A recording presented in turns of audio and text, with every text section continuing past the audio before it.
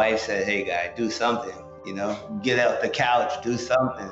So I'm walking up 135th, collecting my thoughts, and there was a schoolyard at recess, and it was like a eureka moment. I walked around the corner and said, I'm here to help. And they said, help with what? I was like, oh, I don't know. Besides having no art, music, or gym, every child qualified for free breakfast and lunch in school.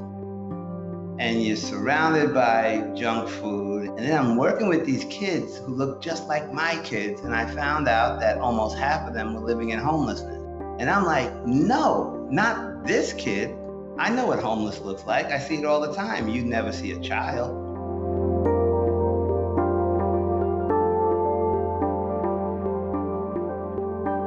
And that blew my mind. And I kind of made a bet with myself that, not these kids. It's pretty simple that any child from anywhere given equal access and opportunity can thrive.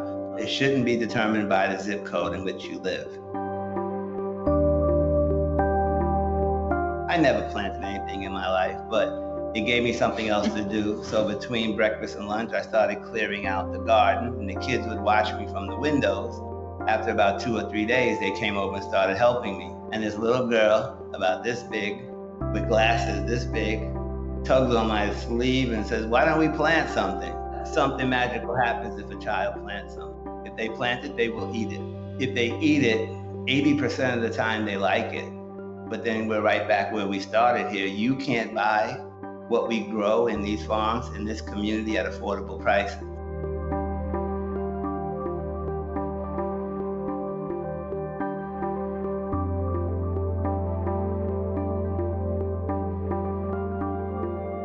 I've seen firsthand the effects of food insecurity on children. It's really hard to be in a classroom trying to teach math and English when kids are hungry.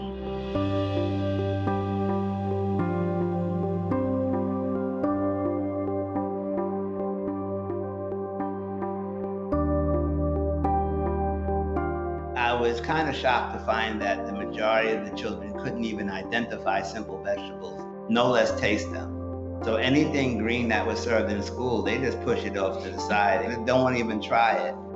But then you fast forward to the farm and they plant it, you see them nibbling on it, talking about how good it tastes. There is a pride in growing something yourself. Now every kid's eating Swiss chard because kids listen to other kids. We're creating, an organic and natural transition of teaching that lesson so that it's kids teaching kids, and that's how you create a movement.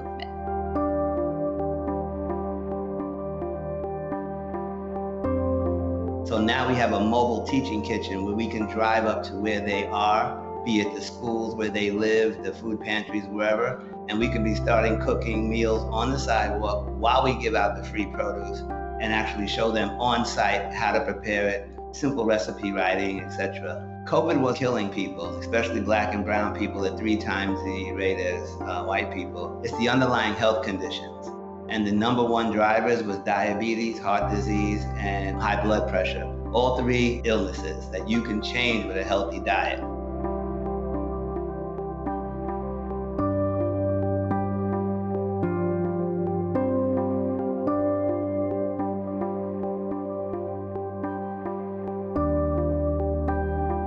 We have so many kids in 4-year universities through this program, through the relationships that we built in the dirt.